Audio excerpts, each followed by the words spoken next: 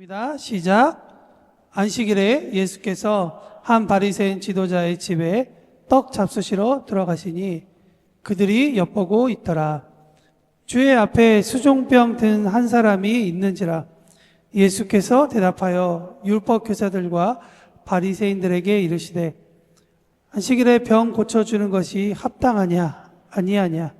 그들이 잠잠하거늘 예수께서 그 사람을 데려다가 고쳐보시고 그들에게 이르시되 너희 중에 누가 그 아들이나 소가 우물에 빠졌으면 안식일에라도 곧 끌어내지 않겠느냐 하시니 그들이 이에 대하여 대답하지 못하니라. 아멘. 저는 오늘부터 대림절을 맞아서 3주 동안 교회 그리고 나의 사명이라는 주제로 함께 여러분과 이 누가복음 14장을 공부하고 함께 나누면 좋겠다라는 생각이 듭니다. 연말이라 그런지 계속 교회에 대해서 생각하게 됩니다. 교회의 사명이란 무엇인가? 이런 고민하다 보니 제 마음 가운데 들었던 첫 번째 생각은 우리 교회를 어떻게 내가 지금 이끌어 가야 되는 것인가 하는 그러한 고민이 있습니다. 지금까지 겪어왔었던 제가 목회자로서 훈련받았던 일들을 경험들을 잘 살리고 녹여서 그런 교회를 잘 세우는 일에 쓰임 받으면 좋겠다라는 그런 생각이 듭니다. 그러면서 또 다른 생각이 바로 드는데 그것은 2006년에 있었던 사건입니다. 오래된 이야기이긴 하지만 지금도 제가 기억하고 있는 그러한 내용입니다. 제가 로마에 오기 전에 마지막까지 몸 담았던 교회가 이제 개척하여 이제 창립 예배를 드리는 그날 들었던 설교의 내용입니다.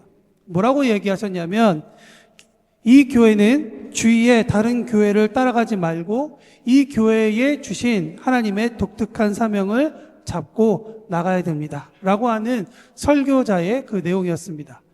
당연히 이 말씀을 들으면서 여러 가지 고민에 빠졌습니다. 왜냐하면 당시에 교회 개척에 앞서서 지금 그 교회를 이끌어가고 계시는 담임 목사님과 저 그리고 2명의 전도사와 몇 명의 성도들이 이 새로 태어나는 이 교회가 어떤 교회였으면 좋겠는가라고 하는 기도와 함께 소위 잘 나간다는 교회들을 벤치마킹하고 그 교회에 찾아가서 어떻게 교회 사역의 핵심 사역들을 만들어가고 교회의 스타일을 만들어갈 것인가를 공부를 많이 했었습니다. 또 그 당시에 마침 이런 것들이 되게 유행했기 때문에 여러 교회들을 방문하여서 교회 시스템을 배우고 그 내용들을 카피해서 가지고 와서 교회를 이끌어가면 이 교회 런칭 잘 되겠다라고 하는 그런 생각도 들었습니다.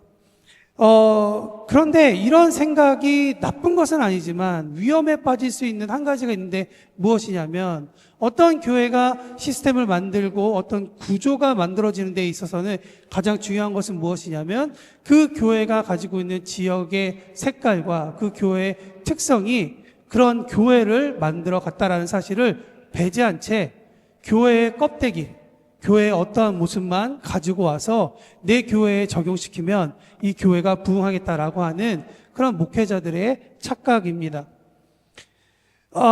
물론 그 창립을 준비하면서 여러 가지 하나님 앞에서 정직하게 쓰기 위해서 기도도 많이 했지만 그러나 이 창립하는 날 초대한 목사님으로부터 받은 이 메시지는 교회 창립을 준비하던 리더십들에게 큰 울림을 주었고 어렵고 돌아가는 길이지만 우리 다시 처음부터 시작해야 된다.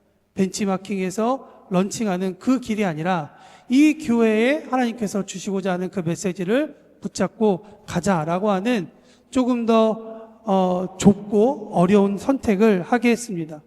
물론 그 교회를 만들어가기 위해서 지난 4개월 정도를 기도하면서 준비했던 그 모든 시간이 완전히 백지화가 되고 또 그렇게 새롭게 가기 위해서 결정했기 때문에 시간이 더디 가는 것 같고 유행이 아니라 모든 사역의 의미를 담으려고 하다 보니까 어려운 점도 있었습니다. 그럼에도 불구하고 이 교회를 이렇게 만들어가야겠다라고 하는 결정적인 이유는 아까 그 목사님을 통해서 주셨던 말씀의 선포도 있지만 우리 안에 이러한 결론에 이르렀기 때문입니다. 무엇이냐면 교회는 또 다른 생명이다.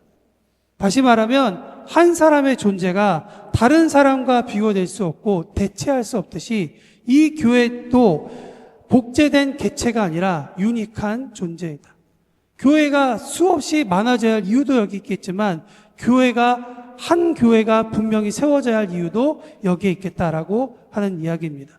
제가 이 이야기가 약 이제 20년 전에 들었던 이야기지만 여전히 제 마음 가운데 있고 교회를 생각할수록 늘 하나님 앞에 기도하고 질문하는 내용입니다. 주님, 우리 교회는 어떤 교회가 되어야 됩니까?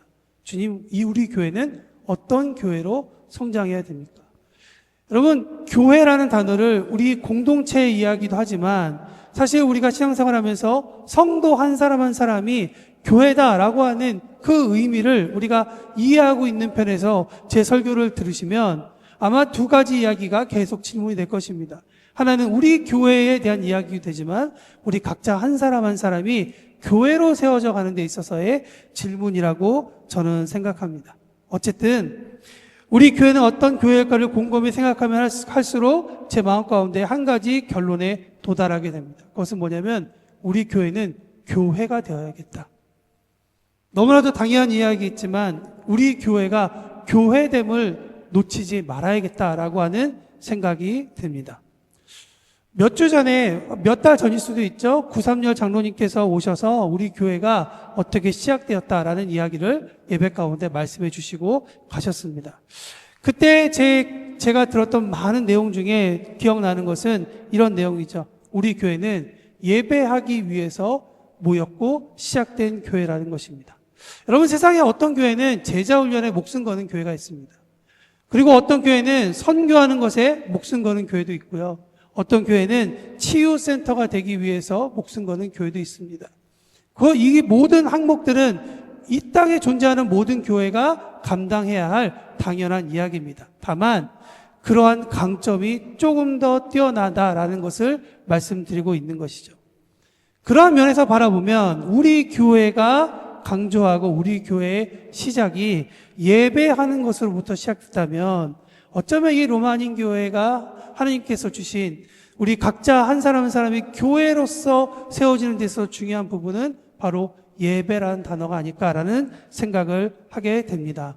어떤 성도는 이 교회에 나오는 목적이 한국에서부터 신앙생활을 했기 때문에 그 신앙의 연장선에서 아마 우리 교회에 참석해서 신앙생활을 할 것입니다. 또 어떤 이는 힘든 유학생활 가운데 의지할 곳이 필요해서 이민생활 가운데 위로가 필요해서 우리 교회에서 안착한 분도 있을 것입니다. 또 누군가는 삶의 시리와 저절 끝에서 누군가 교회라는 곳에서 희망을 찾을 수 있다라고 하는 그 이야기를 믿고 이 자리에서 계속 그러한 희망을 찾고 계시는 분도 있을 것이라고 저는 생각합니다. 중요한 것은 과거로부터 지금까지 어떤 이유로 이 교회에 왔던지 아니면 우리 한 사람 한 사람이 교회로 세워졌던지 우리는 예배할 때 하나님께서 정확한 시간에 응답하셨고 응답하고 계시며 앞으로도 응답하실 거라고 저는 믿습니다. 이런 면에서 보면 교회라는 것은 상당한 기적의 현장이라고 생각합니다. 왜냐하면 하나님을 찾아온 이곳에서 그분을 만났다라고 하는 그 한 가지 경험이 있다는 사실은 놀라운 일입니다. 왜냐하면 우리가 알다시피 인생이란 찾는다고 원해서 찾아지는 것이 아니라 아무리 노력을 해서 찾는다 하더라도 찾지 못할 수도 있는 것이 인생이기 때문입니다. 그러나 찾을 때 하나님께서 만나 주셨다라고 하는 이야기는 이곳에 하나님께서 일하고 계시고 이곳에 여전히 하나님께서 우리를 만나주시기 위해 찾아오고 계시다라는 것을 이야기하고 있다고 생각합니다. 우리가 이 예배 전에 우리 고 박영규 장로님의 추모 예배를 드리면서 그 한 가족의 그러한 간증을 우리가 들었습니다. 한 사람의 인생 가운데 어떻게 하나님께서 일하셨는지를 우리가 보게 되었다는 것이죠. 예수님께서 말씀하셨던 여러 가지 비유가 있습니다. 그 중에 하나가 포도나무 비유입니다. 포도나무 비유를 통해서 우리가 알 수 있는 분명한 사실은 어느 가지든지 포도나무라는 원 줄기에 붙어만 있으면 생명을 선물로 받는다라는 것이 그 내용입니다. 이 비유의 핵심은 무엇이냐? 줄기는 생명 그 자체이고 어떤 가지든 간에 접붙인 바만 되면 그 가지는 살아난다라는 것을 이야기하고 있습니다. 저는 요한복음 3장 16절 말씀을 좋아합니다. 어려서부터도 외웠던 말씀이긴 하지만 나이가 들어가면서 이 말씀에서 오는 그 깊이와 그 진정성이 제 마음을 움직일 때가 너무나도 많기 때문입니다. 특히 이 요한복음 3장 16절의 후반부가 그렇습니다. 저를 믿는 자마다 멸망치 않고 영생을 얻게 하려 하신다. 영생을 얻게 하려 하는 그 한 가지 조건은 무엇이냐면 믿는 것입니다. 포도나무 비유로 얘기한다면 접붙임 바 되는 것입니다. 강제로 접붙였 바 되든지 아니면 누군가에 의해서 접붙여졌던지 아니면 아주 우연찮게 그냥 벌어진 그곳에 내가 우연찮게 그곳에 딱 붙었더니 그곳에서 생명이 일어난다 라고 하는 그러한 말씀이 있을 것 같습니다. 한 영혼에 대한 하나님의 사랑이 하늘 보좌를 버리게 하시고 이 땅 가운데 십자가라는 고통 가운데서 죽기 위해 오신 예수님의 그 행위 자체로 저는 해석된다고 생각합니다. 그러므로 교회는 하나님으로부터 충분히 사랑을 받아 누려야 하는 곳입니다. 동시에 하나님의 사랑이 넘쳐서 교회 입구를 넘어 세상으로 흘려보내져야 하는 곳이라고 저는 믿습니다. 사랑하는 성도 여러분, 하나님의 사랑이 저와 여러분 가운데 가득하기를 바랍니다. 그래서 그런 하나님의 사랑으로 인해서 우리의 삶이 채워지고 우리의 삶이 점점 더 팍팍해지는 것이 아니라 좀 더 유연해지고 좀 더 따뜻해지고 좀 더 우리 가운데 하나님의 언어를 담아내고 그 언어가 우리의 삶으로 흘려보내지는 선포되는 우리 모두가 되기를 예수님의 이름으로 축원합니다. 아멘. 그렇다 그러면 하나님의 사랑을 받은 사람, 성경에 여러 인물이 있겠지만 저는 오늘 본문에 등장하고 있는 수종병 든 사람이라고 생각합니다. 여러분, 수종병이라는 그 병 익숙하지 않은 병이시죠? 한마디로 말하면 몸이 붓는 병입니다. 제 얼굴을 잘 보십시오. 수종병 걸리진 않았습니다. 저는 약간 퉁퉁할 뿐이죠. 저희 어머니가 수종병까지는 아니었지만 몸이 안 좋으셔서 힘들다 해가지고 다리를 주물러드리면 이게 주물러드리는 족족이 다리가 이렇게 파여가지고 오랫동안 살이 다시 이렇게 올라오지 않는 그런 어릴 때 기억이 있습니다. 지금 보니까 그게 일종의 이런 것이겠구나라는 생각이 듭니다. 심하면 얼굴, 팔다리, 배, 온몸이 붓는 증상이 수종병이라고 합니다. 예수님 시대에도 이 수종병이라는 것이 유행했다고 합니다. 특히 사회 빈곤층과 농민 그리고 일부 도시 거주자들에게 일어났었던 일이라고 합니다. 왜냐하면 그들이 먹는 것이 매우 불균형했고 위생 상태 또한 열악했기 때문입니다. 그로 인해서 적당히 먹지 못했고 또한 우리가 알다시피 물이 너무나도 귀했기 때문에 그들이 마셔야 할 건강한 물 대신에 포도주를 마시다 보니까 간과 콩팥이 그냥 완전히 무너졌다라고 이야기를 합니다. 특히 육체 노동을 하는 사람들 가운데 이 수종병이 많이 일어났다라고 기록되어 있습니다. 이 이야기를 읽어보니까 한 가지 생각이 들었습니다. 열심히 살아왔던 한 사람이 자기는 가정을 이끌든지 아니면 자기의 미래를 준비하려는지 그 이유는 알 수 없지만 열심히 살아온 한 사람의 결과가 수종병과 같은 그런 결과였다면 참으로 고통스럽고 참담하겠다라는 생각이 듭니다. 그런데 오늘 이 수종병 든 사람은 아이러니하게도 잔치자리에 초대되었습니다. 예수님께서 초대받은 바리새인의 집에 들어갔을 때 떡 대시기 위해 들어간다라고 성경은 이야기하고 있습니다.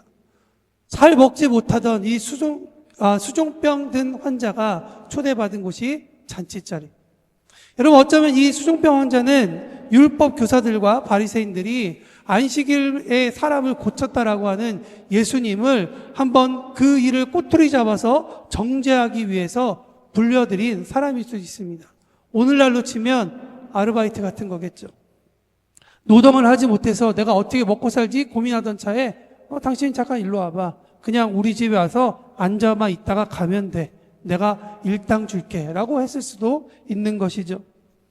수종병 환자의 마음이 어떠했는지는 누가가 우리에게 알려주지 않습니다. 성경의 말씀에 보면 병 나은 많은 사람들의 이야기가 있습니다. 어떤 사람은 마음속에 어떤 믿음을 가지고 어떤 행동을 했더니 병이 나았다라고 성경은 이야기합니다. 또 어떤 사람은 자기가 어떤 겉으로 어떤 행동을 했기 때문에 병이 나았다라고 성경이 기록하고 있습니다. 그에 반해 수종병 든 사람은 그런 속의 어떤 내용이나 겉으로의 행동이 전혀 나타나지 않고 있다는 것입니다. 그런데 오늘 성경 말씀에 보니까 2절 말씀에 보니까 주 앞에 수종병 든 사람이 있는지라 라고 이야기하고 있습니다. 2절 말씀의 가장 중요한 포인트는 무엇이냐? 있었다라고 하는 이 있다라고 하는 동사입니다. 성급하게 결론으로 가서 수종병 걸렸던 사람이 고침받은 이유를 보면 그의 어떤 행동에서도 우리는 그 원인을 찾을 수가 없습니다. 그러나 한 가지 사실을 알 수 있는데 그것은 무엇이냐면 우리는 4절 말씀에 누가가 기록한 이 한 구절을 통해 알 수 있습니다. 4절 말씀 한번 읽어보도록 하겠습니다. 시작. 그들이 잠잠하거늘 예수께서 그 사람을 여러분 그 사람을 데려다가 고쳐주셨다라고 누가가 꾹꾹 눌러서 강조하고 있는 이 말씀을 기억하시기 바랍니다. 헬라어적 원어로 이 문장을 다시 한 번 더 풀이해보면 이렇게도 정의할 수 있습니다. 예수님께서는 수종병 걸린 사람을 데려다가 치유하시고 자유케 하셨다. 묶인 자가 자유케 되는 것, 그것이 예수님의 진정한 마음이고 예수님이 우리 가운데 갖고 계시는 사랑이다라고 성경은 이야기하고 있는 것입니다. 사랑하는 성도 여러분, 저와 여러분은 예수님의 사랑을 받은 사람입니다. 어쩌면 누군가는 혈류병으로부터 고침을 받은 여인처럼 예수님의 옷자락을 붙잡는 행동을 하는 사람도 있었을 것입니다. 어쩌면 어떤 분들은 자기는 아무것도 하지 못하지만 친구들에 의해서 지붕을 뜯어내고 그 아래 침대를 내려보내는 그런 아주 열정적인 친구를 가졌거나 혹은 나 대신 나를 위해서 울어주고 예수님을 찾아가서 소리쳐줄 수 있는 아비와 주인이 있어서 내 병을 고침받는 사람도 있었을 것입니다. 그러나 그 중에 어떤 사람은 그것도 없이 아무것도 없어서 그냥 그 자리에 서 있었을 뿐인데 주인께서 찾아오셔서 그의 영혼을 만지시고 그를 치유받은 사람도 있었을 것이라고 생각합니다.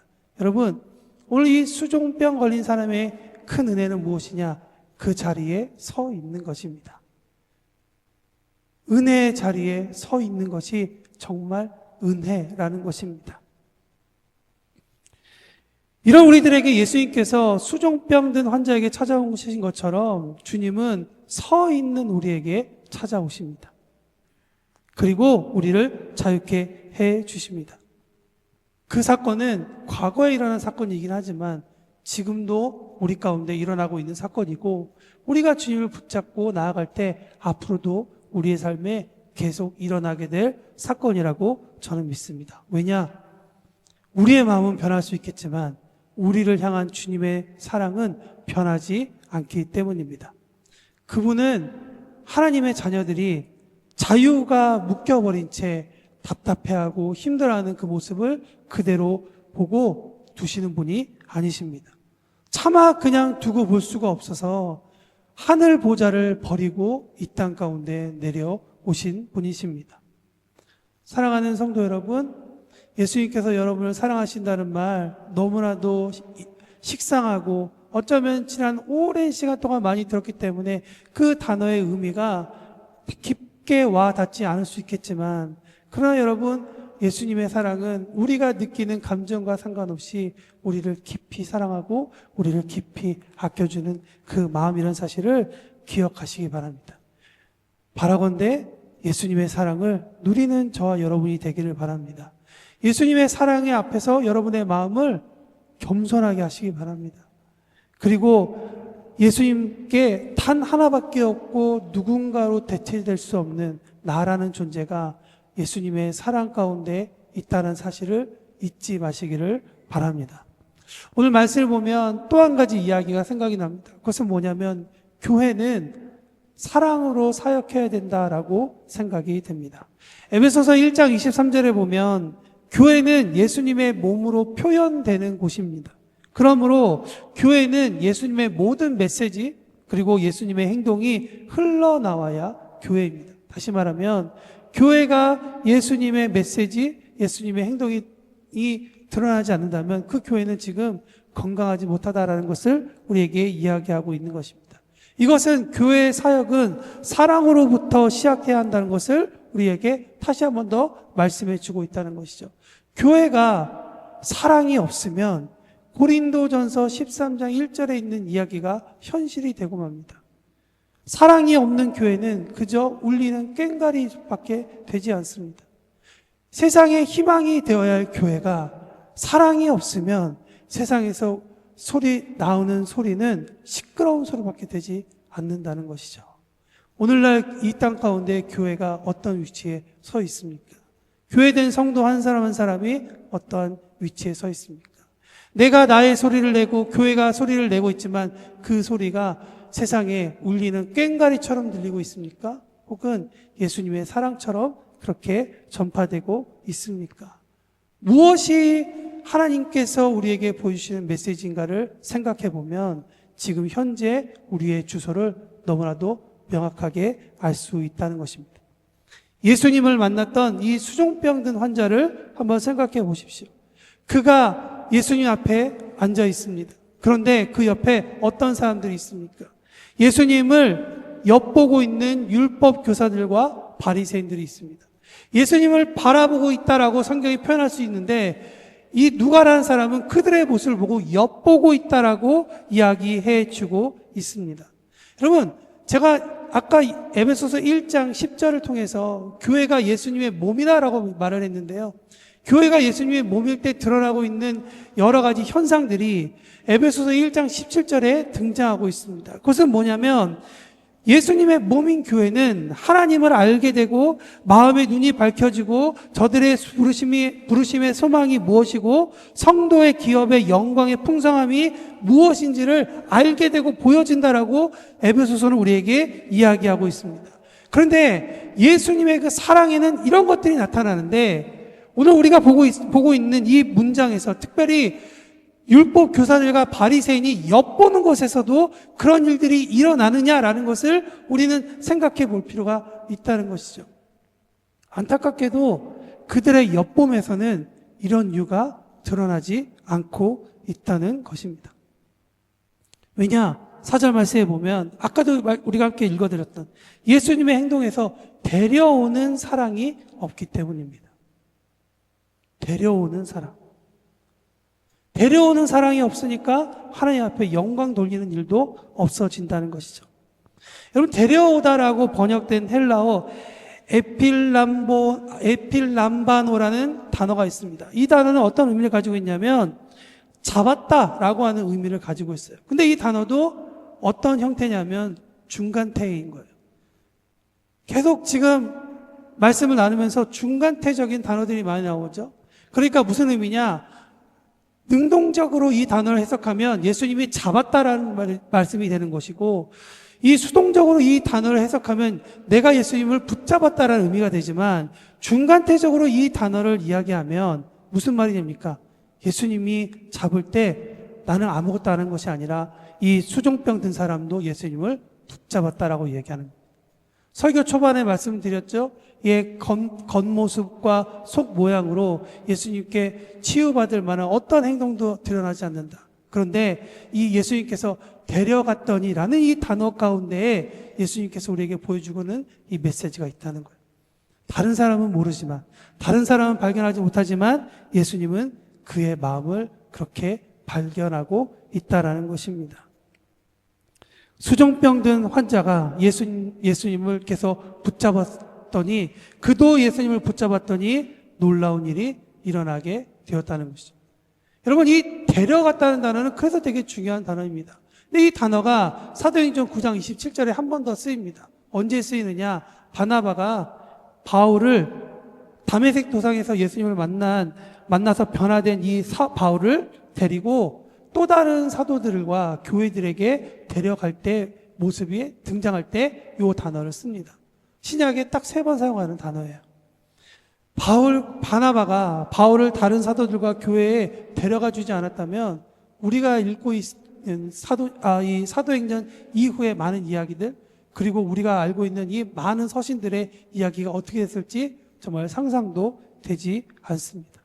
그렇기 때문에 데려가다라고 하는 이 단어는 오늘을 사는 우리에게도 도전을 준다고 저는 믿습니다. 먼저 예수님께서 수종병 든 사람을 데려다가 치유하셔서 자유케 하신 사건과 바나바가 사울을 사도들과 교회에 데려가 변했었던 사건은 우리가 자유케 하는 결론을 만들어내라라고 하는 이야기가 아닙니다. 변호해서 사람들의 마음을 좀 네가 바꿔봐라고 하는 식의 이야기도 아닙니다. 데려가다라는 이야기는 변화와 치유는 주님께서 하실 것이니 너는 그와 함께 해라라고 하는 메시지가 담겨 있는 것입니다. 아직 사울과 사귀기를 두려워하는 교회와 사도들에게 바나바가 데려간 것처럼 여전히 병 가운데 묶여 있어서 일을 할 수 없고 다음 생활에 대한 꿈을 꿀 수 없었던 그 병자에게 예수님께서 데려가셔서 치료하신 것처럼 주님은 우리에게도 데려다 놓는 일을 맡기셨다고 저는 믿습니다. 사랑하는 성도 여러분, 교회는 한 사람을 변화시킬 능력을 뽑아내는 곳이 아니라고 저는 생각합니다. 오히려 변화를 시켜주실 하나님을 기대하며 예수님의 이름으로 함께 설 수 있도록 데려가 함께 세우는 곳이라고 저는 믿습니다. 말씀을 마치면서 이런 생각을 해봅니다. 우리 교회가 사랑하며 함께 세우는 교회가 되게 하소서. 우리 교회는 예배하기 위해 모인 교회라고 제가 말씀을 드렸습니다. 하나님을 찬양한 가운데 치유와 회복이 우리 가운데 경험되어졌죠. 선포된 말씀을 통해 하나님을 배웠죠. 그리고 그 어떤 상황 가운데서도 우리 각자 한 사람 한 사람이 하나님을 사랑한다는 것을 경험하게 하셨습니다. 예수님의 사랑이 날마다 새롭고 또 매주 예배마다 새로이 경험되고 풍성해지도록 하나님께서 우리에게 경험하셨다면 그 일은 과거의 일이 아니라 오늘 현장의 이야기가 되어야 되고 또한 이 이야기는 계속적으로 이어져 가야 된다고 생각합니다. 그렇기 때문에 우리는 함께 해야 되는 교회가 됩니다. 하나님께서는 그분의 이름으로 두세 사람이 모인 곳에 함께 하시겠다고 약속하셨으니 여러분, 우리가 함께 데려다 놓고 함께 섬기고 함께 세워질 때 주님은 우리와 함께 계실 것이라고 저는 믿습니다. 교회는 제거하는 곳이 아니라 교회는 세우는 곳입니다. 한 사람을 세우기 위해서 예수님의 사랑으로 채워져야 할 많은 일들을 사역하는 곳이 교회라고 생각합니다. 그렇기 때문에 세운다는 것은 한 가지 전제를 하고 있습니다. 그것은 사랑이 없이는 사람이 세워지는 것이 불가능하다. 한 사람을 세우기 위해서는 많은 희생이 필요하다. 예수님께서 하늘 보좌를 내려놓으신 만큼의 그 무게가 우리 교회와 또 우리 각자 한 사람 사람이 지어야 될 그러한 부분이라고 저는 믿습니다. 그러나 중요한 것은 무엇이냐? 그 많은 희생을 치르고서도 주님 전 앞에 세워야 할 사람을 데려다 놓지 않으면 그 희생과 그 모든 노력은 아무런 의미가 없다는 것이죠. 반대로 얘기하면 우리는 아무것도 아닌 것 같지만 그저 그 사람의 그 힘들어하는 사람 옆에 앉아 있고 함께 서 있기만 하면 두세 사람이 예수님의 이름으로 모인 그곳에 내가 예수님의 임재를 구하고 예수님의 그 사랑을 구하기 때문에 그곳에 주님이 함께 하셔서 그곳에 하나님의 나라가 세워질 거라고 저는 믿습니다. 제가 예배의 마지막에 파송의 찬양으로 선택한 이 곡 있죠? 우리 사용하소서에 보면 이런 가사가 있습니다. 사랑으로 사역하며 교회가 예수님의 이름으로 세워지는 생명을 얻어가는 그런 교회, 그런 교회를 꿈꿔봅니다. 바라옵기는 저와 여러분이 이 찬양의 가사처럼 교회가 예수님의 피값으로 치러낸 이 생명의 값을 귀하게 여기고 그것을 선포하며 함께 세우는 우리 모두가 되기를 예수님의 이름으로 축원합니다.